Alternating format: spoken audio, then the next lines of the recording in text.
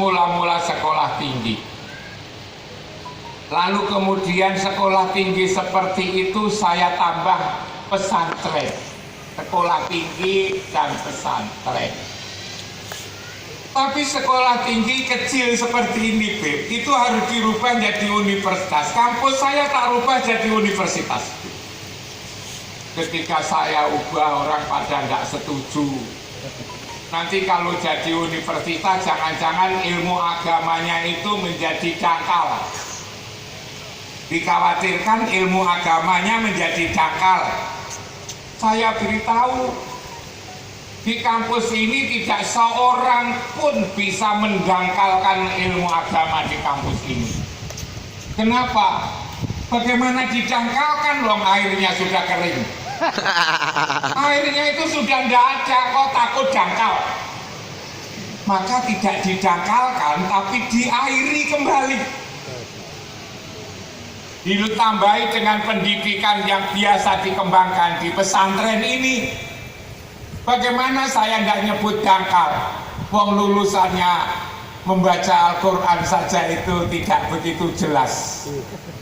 Lulusannya kalau diundang yasinan, tahlilan itu datang itu terakhir. Takut kalau disuruh menjadi imam, coba. Sudah sarjana kok takut menjadi imam. Itu kan sudah sangat dangkal, tidak ada airnya itu. Seperti itu, alhamdulillah. Setelah saya kasih pondok itu, pesantren, Bib, pendidikannya persis dijalankan seperti pesantren di sini, Bib. Alhamdulillah, mahasiswa saya itu yang ngerti ilmu yang disebut sains tadi dan juga ngerti agama. Bahkan kebablasan Habib Zain. Setelah saya buat pondok di tengah kampus yang bisa menampung 3.500 mahasiswa. Subhanallah. 3.500 mahasiswa. Mahasiswa saya suruh belajar bahasa Arab setiap hari 5 jam. Dari jam 2 siang sampai jam 8 malam hanya belajar bahasa Arab 5 jam setiap hari. Dari Senin, Selasa, Rabu, Kamis, Jumat, Sabtu, Minggu belajar bahasa Arab karena tinggal di kampus ini. Aku malu jadi rektor. Kalau mahasiswa saya lalu baca Quran saja itu tidak fasih. Dia bisanya nyemak, tidak membaca. Kalau nyemak semua orang kan bisa.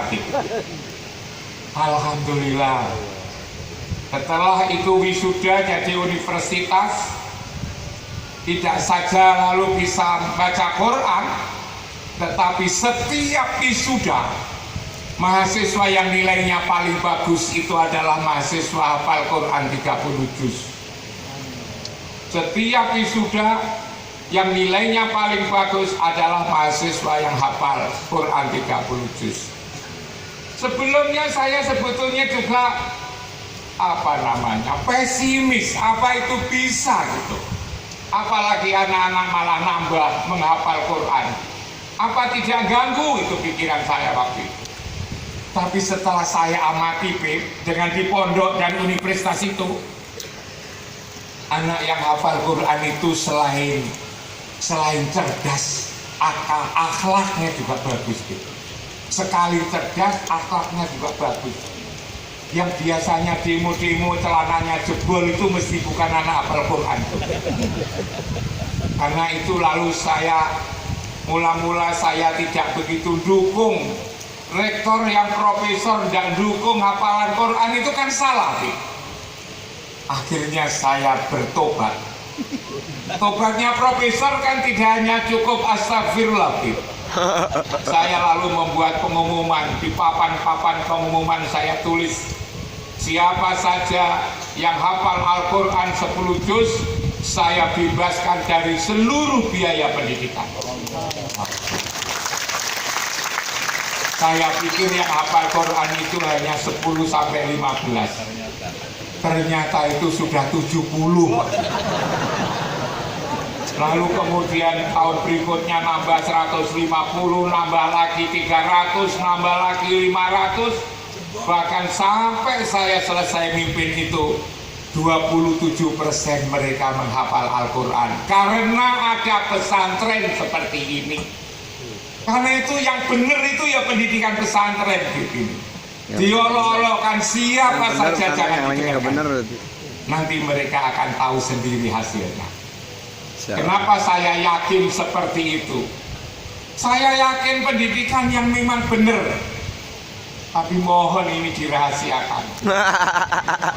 Jangan sampai diomongkan di mana-mana, kedengaran kepala sekolah. Nanti marahi saya, Ki.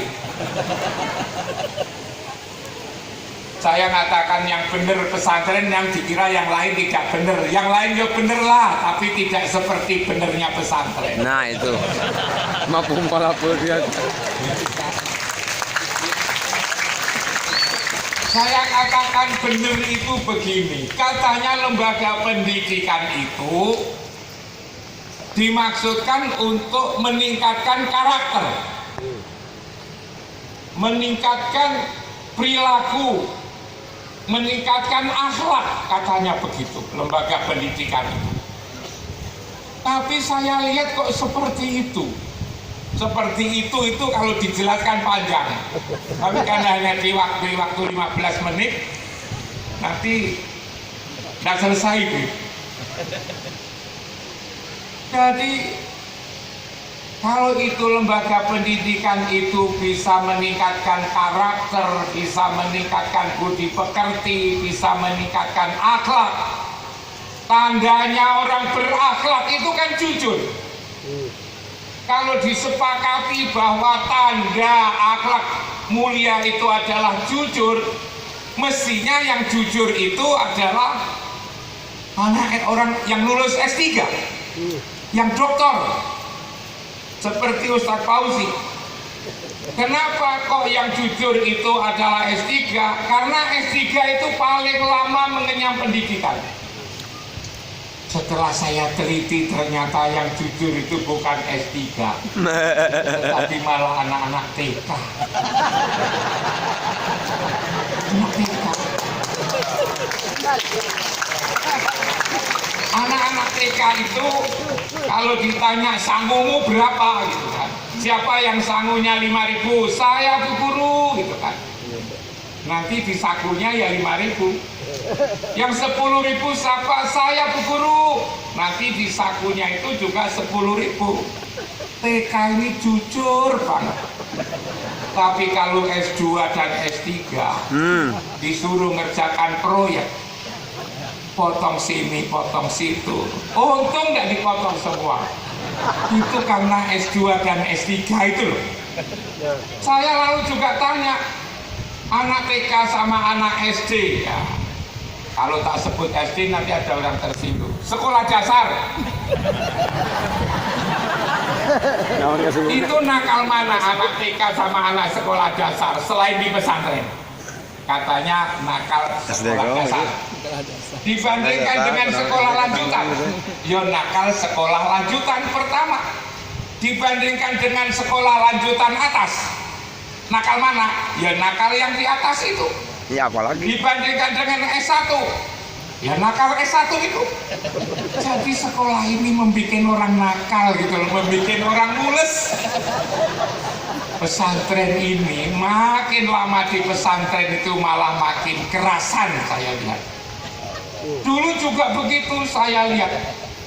Anak SD, SMP, SMA kalau ujian nasional itu buku-buku tidak boleh dibawa masuk.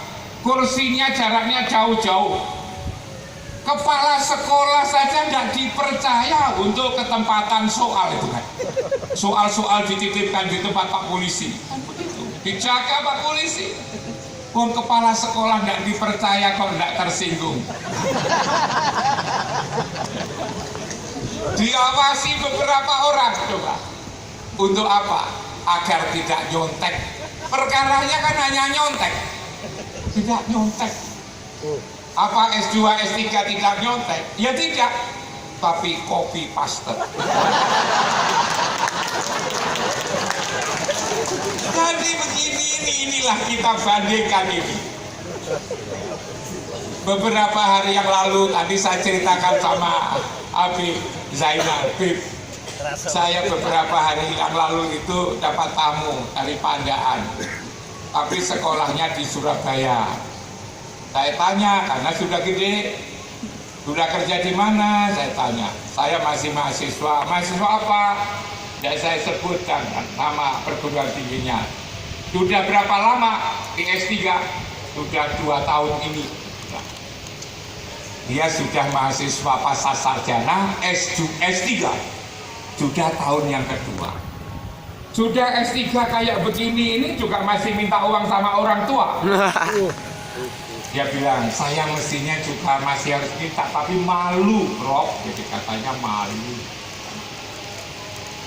Lalu saya tanya, penghasilannya berapa dari kerja sambilan itu? Katanya 2 juta. Saya lalu tanya, sampai dapat penghasilan 2 juta itu sekolahmu berapa lama? Oh, harus dihitung, Prof. Iya, hitungin coba, aku biar jelas. Katanya TK 2 tahun. Lalu SD katanya itu 6 tahun, 8 tahun kan? Ditambah SMP 3 tahun, 11 tahun. Ditambah SMA 3 tahun, 14 tahun. Lalu S1 4 tahun, 18 tahun.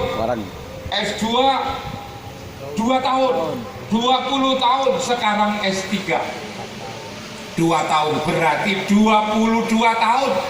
Dia dididik sudah selama 22 tahun.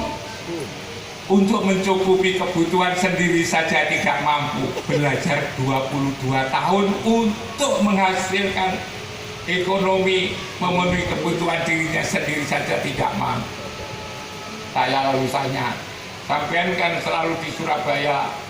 Di Surabaya pernah enggak lihat kebun binatang? Ya tentu, Prof. Kalau itu tentu apa yang menarik? Diam saja. Tak tanya yang menarik apa saja itu tidak bisa. Lalu saya bilang, di sana yang menarik itu ada monyet. Monyet itu ada komedi monyet. Saya kira semua kita pada tahu kan? Biasanya naik egrang, mikul kayu, kan gitu. Lalu kemudian sepedahan, lalu melompat-lompat, gitu kan? Lalu itu untuk apa? Dilihat oleh anak-anak kecil. Saya tanya, tahu enggak? Monyet itu dididik hingga bisa bekerja itu memerlukan waktu berapa? Ya nggak tahu, tapi tahu monyet itu dididik 3 bulan saja itu sudah bisa bekerja itu. Hasilnya untuk dirinya sendiri dan juga untuk gurunya. Monyet itu dididik 3 bulan, hasilnya untuk kehidupan dia dibagi-bagi dengan gurunya. Sampai ini dididik 22 tahun, hasilnya dibagi dengan orang tuanya, kok tidak bisa. Ini ada kekeliruan ini. Makanya di tengah-tengah kegelapan pendidikan ini, Bib, ini di tengah-tengah kegelapan di bidang pendidikan, maka benar, Bib, sampean mengembangkan sekolah tinggi agama Islam ini benar agar kita nanti tidak kalah dengan monyet. Agar kita tidak kalah dengan monyet. Ini pendidikan ini memang perlu ditolong, Bib, agar itu lalu kemudian bisa mempercek. Mengapa seperti itu pendidikan di lingkungan selain pesantren kok lalu jadi gagal ini? Ini karena memang ada hal yang kurang. Mendidik manusia mestinya kan ngerti siapa sih sesungguhnya manusia itu. Dikira manusia itu yang kelihatan duduk-duduk ini. Ini sebetulnya bukan itu. Ini yang duduk-duduk ini bukan manusia. Ini adalah tubuh manusia itu sebetulnya. Yang sebenar-benarnya aku, yang aku sebenarnya aku itu adalah ruhani kita ini loh sebetulnya. Aku ini adalah rukani, aku inilah yang ditiupkan oleh Allah ketika kita umur 4 bulan 10 hari. Summa sawahu wa nafakha fihi min ruhihi wa ja'ala lakumus sam'a wal absara wal afida qalilan ma tazkurun. Yang ada di dalam dada inilah Yang ada di dalam dada inilah yang mendengar dengan menggunakan kepala, menggunakan telinga, yang melihat dengan menggunakan mata, yang ngomong seperti saya ini menggunakan mulut. Yang ngomong itu bukan mulut saya itu hanya pembantu saya, ruh saya yang ada dalam dada ini. Yang lalu dengan otaknya, alatnya otak adalah untuk berpikir. Yang berpikir itu bukan otak, tapi yang punya otak sebetulnya itu. Maka lalu kemudian otak, mata, telinga, mulut, kaki, tangan itu hanyalah sebagai pembantu. Pembantunya siapa? Ya pembantunya yang punya mata, yang punya telinga, yang roh yang dititipkan oleh Allah, tiupkan oleh Allah pada ketika kita umur 4 bulan 10 hari ini. Celakanya yang dididik di negeri ini bukan aku, saya yang ruhani ini yang dididik adalah para pembantunya. Pembantunya dididik, tapi yang punya pembantu tidak dididik. Coba kalau di rumah tangga kita ini, kepala rumah tangga tidak dididik, yang dididik adalah para pembantunya itu. Apakah rumah tangga itu jadi hebat? Tentu tidak. Yang dididik adalah yang saya sebenar-benar saya ini, yang ruh yang ada di dalam dada ini. Karena itu sebetulnya adalah salah sasaran yang dididik itu. Bukan otaknya, tapi adalah yang punya otak. Dan saya yakin para habaib itu paham betul tentang siapa manusia. Otaknya perlu dilatih, telinganya dilatih, tubuhnya dilatih, tetapi otaknya inilah yang dididik sesungguhnya secara benar. Dikenalkan siapa dirinya, siapa Rasul, siapa lalu kemudian Allah, agar lalu ngerti, tahu tentang dirinya ini, ini lalu kemudian menjadi manusia yang benar-benar hatinya yang ada di dalam dada ini menjadi mengerti agar tidak salah didik. Itu menurut saya itu. Karena itulah maka di pesantren-pesantren di mana saja itu yang saya lihat, bukan lalu diajari cita-cita jadi pegawai, jadi buruh. Mana ada habaib lalu nuntun para santrinya jadi buruh.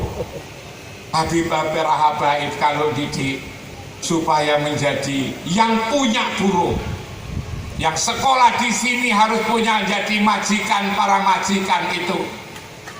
Yang sekolah di sini harus punya jadi pengusaha, yang punya hotel, yang punya apa saja ini. Nanti yang sekolah-sekolah tidak benar itu biar jadi buruhnya. Cita-cita kita itu harus seperti itu.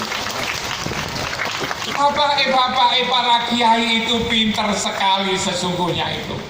Mereka ngerti siapa sesungguhnya manusia itu. Manusia itu tahu. Mereka kalau belajar tentang manusia, belajar ilmu sosiologi, psikologi, sejarah, antropologi, buku-buku ini, ilmu ini memang mempelajari tentang manusia. Tetapi yang dipelajari oleh para habaib bukan lalu kemudian manusia yang dilihat dari sisi zahirnya itu, tetapi manusia dilihat secara komplit, secara komprehensif, secara menyeluruh yang bersumber dari Al-Quran.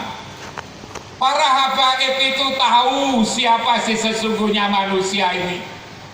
Manusia ini di dalam Al-Quran diberi sebutan beberapa istilah, kan? Saya hanya dengar-dengar, kerungu-kerungu. Katanya di Quran itu manusia disebut dengan sebutan insan, disebut dengan sebutan anas, disebut dengan sebutan al-bashar, disebut dengan sebutan Bani Adam. Tapi para kiai itu tahu siapa yang namanya insan, siapa yang namanya anas, siapa yang namanya al-bashar, siapa yang disebut dengan Bani Adam. Habib tahu karena buku kitabnya adalah kitab suci dari Allah di Quran. Siapa insan itu? Saya dengar dari Habaib bahwa insan itu di dalam Al-Quran itu kurang begitu positif katanya. Setiap kali disebut kata insan, innal insana li rabbihi lakanut, manusia itu insan itu sesungguhnya kepada Tuhannya saja itu ingkar. Karena itulah kalau di Al-Jalwa saya dengar anak-anak yang nakal itu harus dipukul tangannya itu kan. Memang harus dipukul. Tapi kalau di tempat lain, jangankan dipukul, cubit sedikit saja laporkan Pak Polisi. Kenapa itu harus dipukul? Karena ngerti insan ini, innal insana li rabbihi lakanut, innal insana la yatgha, berlebih-lebihan, melampaui batas.